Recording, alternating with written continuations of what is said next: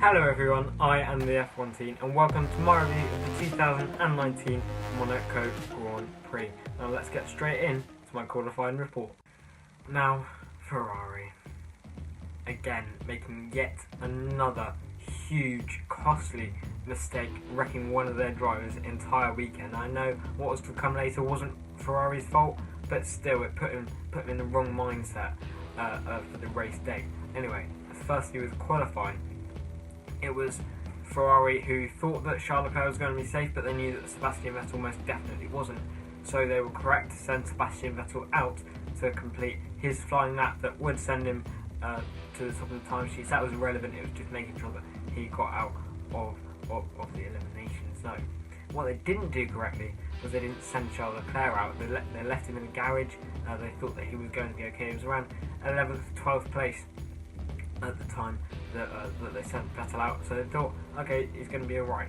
But it was very, very, very ironic that they sent Vettel out, he went pole, but where Leclerc was still in the garage, he couldn't improve, and after 4 or 5 drivers had improved, he was on the bubble, Vettel improved, and suddenly Leclerc was in the elimination zone. He was out of Q1, and it was really, really shocking to see Ferrari make a mistake that big. Like all the other drivers above and below them were coming out. I don't know why they didn't do the same. Maybe for tyre reasons, maybe for engine conservation reasons, whatever reason. They just didn't want to do it. They didn't want to ensure the safety of their driver. And I'm not jumping on the bandwagon of saying that Ferrari are favouring Sebastian Vettel. I'm not saying that that's what they're doing there. But maybe with the team orders that we've seen this season, maybe if Vettel was in that situation and Leclerc was further down, they would have obviously sent Leclerc out, but maybe they would have sent Vettel out as well. I don't know. That's all up for debate. But anyway, Charles Leclerc was going to be out in Q1. Once we got to Q3, it was going to be between the two Mercedes cars. Vettel and Verstappen weren't really in it. Pierre Gasly is still making up time. He's still getting used and settled into that Red Bull. So he was closer today, but he still wasn't quite on the pace. And he was actually going to receive a penalty later on that was going to move him down to 8th position. That pushed Kevin Magnussen into 5th, the first time that Haas will have featured on that graphic over there in about 10 seconds time. So on pole position it was Lewis Hamilton with a stunning lap, Valtteri Bottas in 2nd. In 3rd place was Max Verstappen, Sebastian Vettel 4th, and then as I just said, Kevin Magnussen in 5th place. At the start of the race, everybody did get away well. There were no real incidents to speak of. The only thing that did happen at turn 1 that might have altered the order was that Max Verstappen nearly made him move down the inside of Valtteri Bottas at Standard. He pulled out at the last minute because he would have possibly caused quite a big accident there. So I think that although we'd have all liked to see that little battle develop over the next few corners, it could also have developed into quite a big shunt. So that was very good that Verstappen did pull out of that for safety reasons, obviously. And the only other move that I can think of that did happen and was notable was Daniel Ricciardo passing Kevin Magnussen for 5th place, running on for a really good finish up until about 10 laps later when some drama did unfold. Lap 8, Charles Leclerc did make a brilliant move on Romain Grosjean at La Rascasse. He'd been really moving up the field well. He'd been catching drivers, overtaking them. I think he was up to 14th by this point, just going to 13th with that pass on Grosjean. And on the next lap, or a couple of laps after that, he was very close to Nico Hülkenberg, and he went for a move at the same place. Hülkenberg gave him a little bit less space, which he had every right to do. That's not a normal place to pass. And Charles Leclerc clipped his right rear tyre on the barrier. Now, Leclerc did spin, but he managed to save the car before it hit the barrier, but he passed the pit entry before he realised that he had a puncture. And there was debris strewn all over the track. Everything of his tyre was destroyed.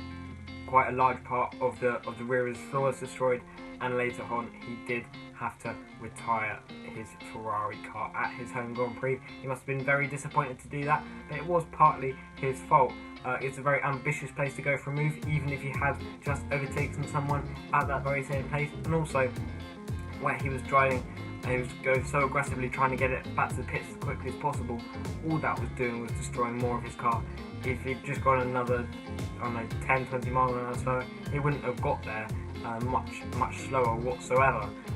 He'd have just made it to the pits slightly later, and obviously wrecked his car a lot less.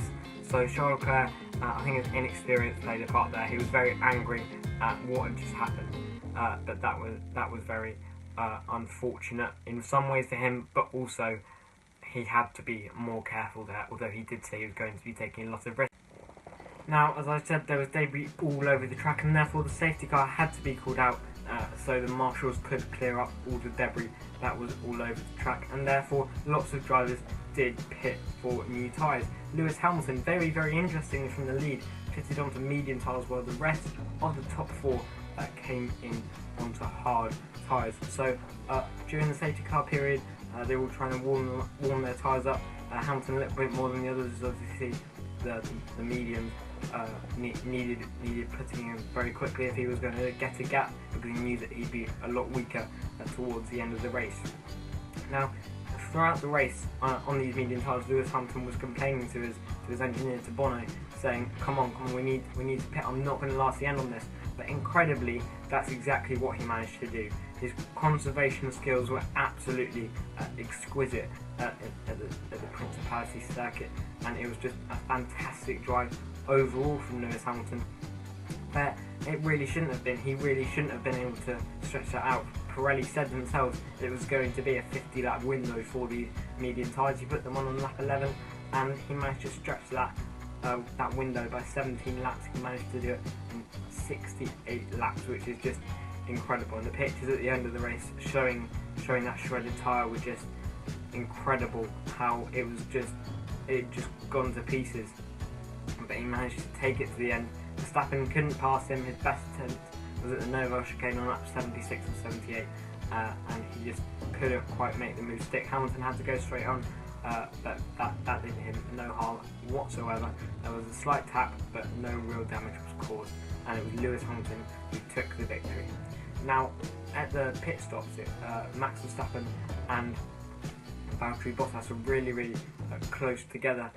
Max Verstappen was released just ahead of Valtteri Bottas, only a very tired length ahead, and the FIA, as I would have, deemed that an unsafe release. So Max Verstappen actually got a 5-second penalty, which I think should have been more, considering that he really did wreck Bottas's race. Bottas did get a puncture from that incident where they clashed, and Bottas had to come in himself another time, so he actually finished 4th. He wasn't able to overtake Vettel in 3rd or Verstappen in 2nd, but Bottas was promoted to 3rd place after Verstappen's penalty was taken into account. So the top 5 for the Monaco Grand Prix was Lewis Hamilton in 1st place, with Sebastian Vettel in 2nd, Valtteri Bottas 3rd, Max Verstappen 4th, and then Pierre Gasly getting a top 5 finish, which is brilliant for him in his Red Bull.